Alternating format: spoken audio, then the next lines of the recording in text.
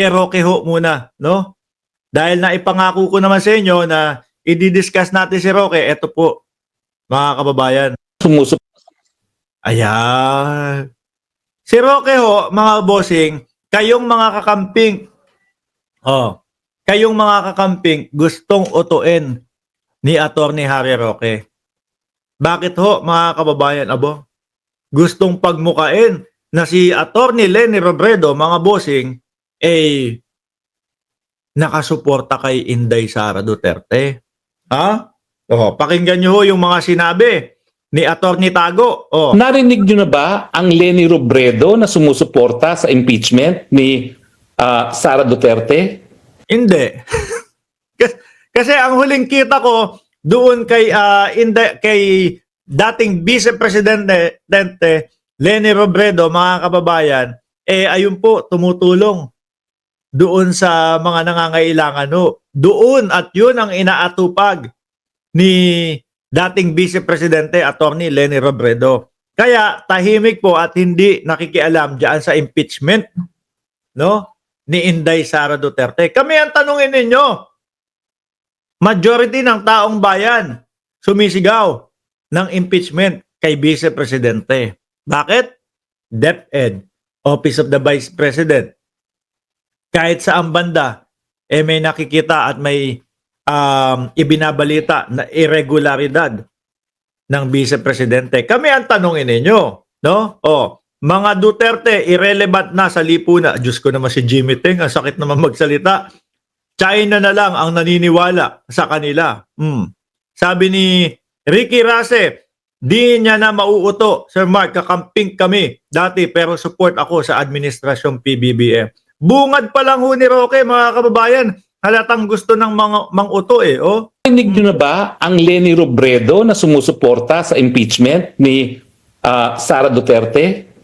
At alam naman natin na nung piyesta ng Peña Francia, nagkita ang Leni Robredo at ang Sara Duterte. Alam namin yun. Di ba? At ako, ang explanation ko doon, base po doon sa mga balitang napakinggan natin, base po doon, mga kababayan, humihimo kayo ng kakampi sa mga kakamping, no? Para suportahan kayo. Bakit? Anak ng tinapa, paubos na kayo Yung pa-EDSA ninyo, D17 na lang. Inumpisahan nyo, mautog-mautog. Nahuli ng taong bayan na pagpapabagsak sa gobyerno yung layunin ng mautog ninyo. Ano nangyari? From dati, napupuno nyo yung Liwasang Bonifacio hanggang Pumanghe, hanggang Bumantot. Ngayon, ano na nangyari? Umabot na kayo sa EDSA. Mismong ang dating Pangulong Duterte na ang nag-iimbita na pumunta sa EDSA. May pumupunta ba? Wala. Kaya ang ginagawa nyo, subukan natin. Subukan natin himukin. Maging kakampi ang mga kakamping. 15 million din yan. Mga boss, chief, amo, sir, madam, ma'am, ang kakamping po, solido po yan. No? Hindi ho bumibitaw yan. No? Lalo na po sa kanilang paninindigan. Galit po sila sa Duterte. Ayaw po nila sa mga Duterte, mga kababayan. Paano yun, Roque? Kaya nga, di ba? Ang iniisip ko din ho, yung pagbisita ng Vice Presidente sa dating Vice Presidente, mga kababayan. Bakit ho biglaan? Para wala ng tanggi. Ano ho? Para wala ng rason si VP Leni na natanggihan kayo. Papunta na po kami dyan. Siguro, sa tingin mo ba nando sa bahay si Leni Robredo? I-check nyo nga kung nando sa bahay si Leni. Pag nando sa bahay, sabihin, papunta na tayo. Wala nang tanggi. Di ba yun naman ang totoong balita? Na walang abiso, 5 minuto padating na sa bahay ni VP Leni. Bakit to? Kung may abiso, kung sakali, magpapaano kami, magpapaschedule kami ng pagkikita kay Attorney Leni Robredo, yung kampo ni VP Sara. Yun ang kinatatakutan nila. Bakit ho? Baka tanggihan sila. O tatanggihan sila talaga nun. Kaya, parang gulpe de gulat na lang ho ang ginawa nila, mga boss. 5 minutes, nandyan na po kami. Eh, yung tao, ay, naku, o sige, papuntahin mo na nga.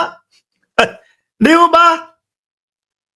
Pag isang linggo, mga bossing, yung abiso nila, malamang magdadahilan at maraming magiging dahilan.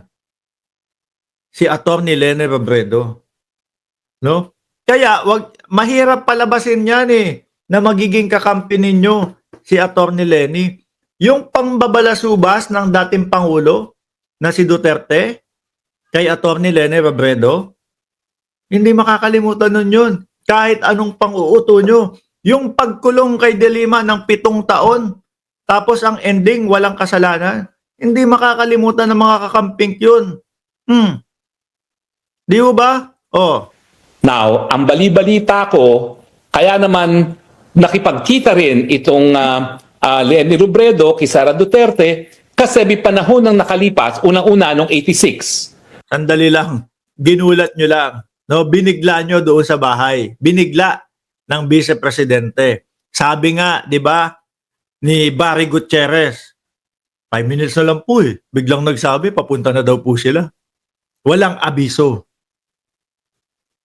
Ano ho? Walang abiso. Lola ni Sara ang namuno sa mga dilawan sa Davao City. Ako kaya. Okay. Pangalawa, May wento si Akla, si Roque, mga bossing. Sorry na nadadala ako ng damdamin. Oh, may wento si Roque. nung tumakbo ang Vice President Leni Robredo for Vice President, sabi ng iba, tinulungan daw ni Inday Sara sa kanyang Davao City. Sino yung iba? Baka kaya lang ho sinasabi niya. Sabi nung iba. Oh.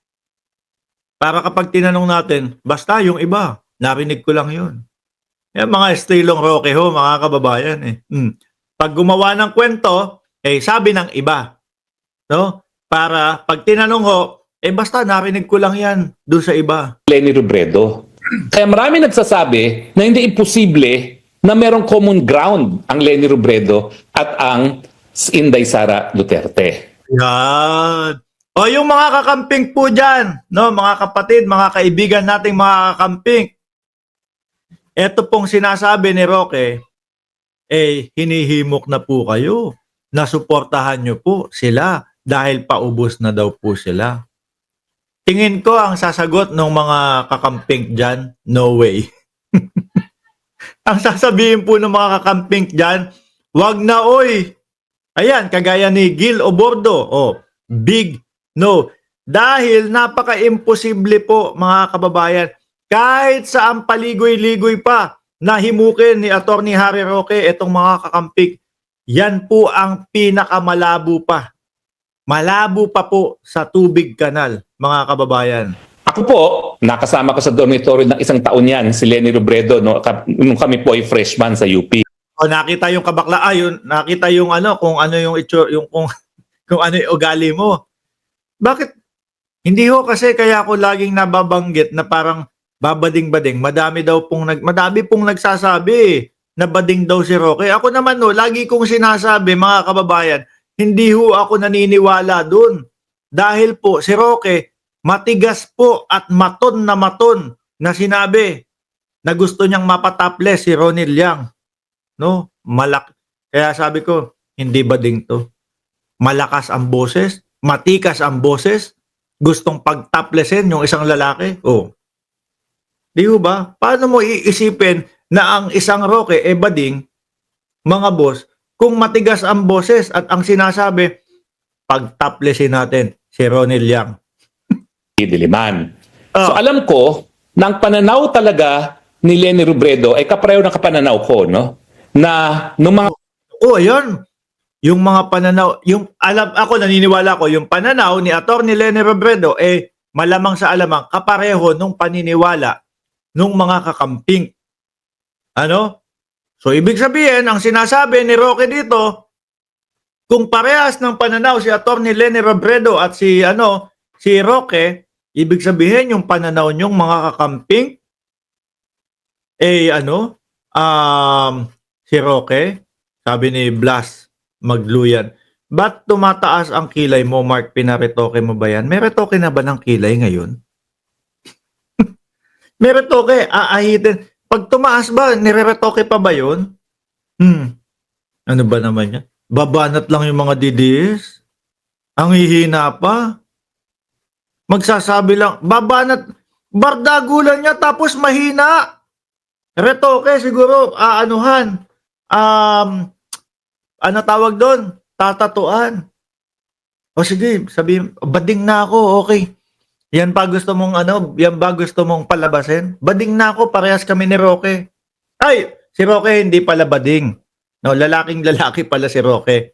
O, tuloy. Panahon ng 86, talagang ikaw ay anti or pro Marcos. At ngayon, 2025, ang issue na naman, ikaw ay pro or anti Marcos. Oh, Kaya nga nagtataka ako kung bakit ang mga Risa Ontiveros, ang mga Leila de Lima, hindi kasi sila ganon. Hindi ganon doon sa kagaya ng iniisip mo, Roque. No? Yung mga kakamping, nandiyan pa din po yung pagiging anti-Marcos nila sa ibang banda ho. Pero pag pinag-usapan, mga kababayan, ang pamumuno ng bansang Pilipinas ngayon, iba po. No? Okay para sa mga kakamping, yung pamumuno ng ating presidente. So, inisantabi muna nila yung pagiging anti-Marcos nila dahil okay yung nangyayari. Sila ho, mga kababayan, gumagawa ng issue, no? Nagbibintang, nagtatanim ng mga ebidensya, nagtatanim ng mga issue sa Pangulo para lang maagaw ang pwesto, mawala sa kapangyarihan ang Pangulo natin. At sila ho ang pumalit upang mapagtakpan ho, mga kababayan, yung mga iniimbestigahan sa kanila. Di ba? Sila Risa Ontiveros, mga kababayan. Si Senadora Risa Ontiveros, hindi, kumbaga, sa mga interview, maririnig at makikita mo at mapapansin mo pa din na anti-Marcos Senior pa din po sila. Pero kapag maganda po ang ginagawa ni PBBM, lalong-lalo na po, West Philippine Sea, lalong-lalo na po, yung mga pogo na nasasangkot po, si Roque,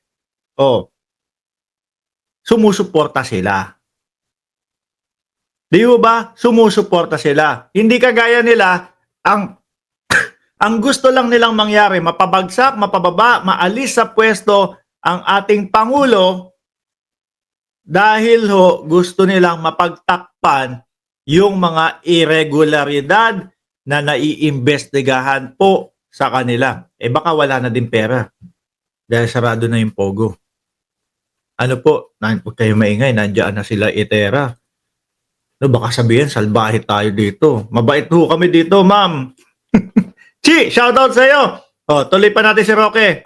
at ang mga komunista, yung mga party list, oh my goodness, nagsani puwersa at lahat sila nag-anti-Duterte at mukhang pro-Marcos. Yan. Kagaya niyan, magkakaiba kami ng paniniwala, no? Yung sinasabi mo ng mga komunista na nandiyan sa Kongreso, yun ang lakad nila. Ako, ang lakad ko is sumuporta sa gobyerno at kay Pangulong Bongbong Marcos.